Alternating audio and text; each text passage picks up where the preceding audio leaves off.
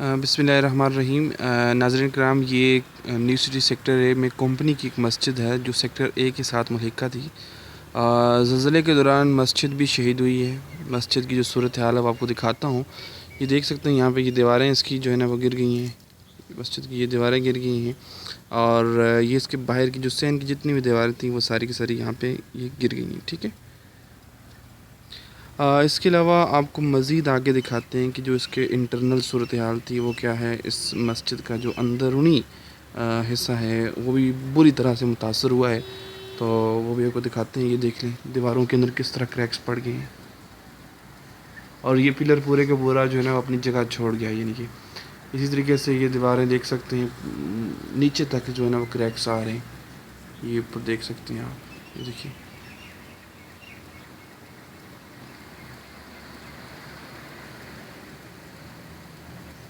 ये जगह में आप देख सकते हैं छत से जो इसके गार्डर हैं वो भी अलग हो रहे हैं। इस तरफ भी आपको मैं दिखा देता हूँ, ये देखिए। ठीक है जी। और ये मेन जो इसके पिलर्स हैं वो भी आपको दिखाता हूँ कि यहाँ पे की सूरत हाल क्या है। ये देखिए।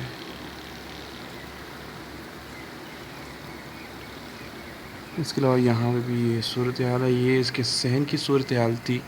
अभी आपको इसके इंटरनल दिखाते हैं कि मस्जिद के जो अंदर मेहराब है, मेहराब भी शदीद जो है ना वो इससे बुरी तरह मुतासर हुआ है। तो चलिए अंदर देखते हैं।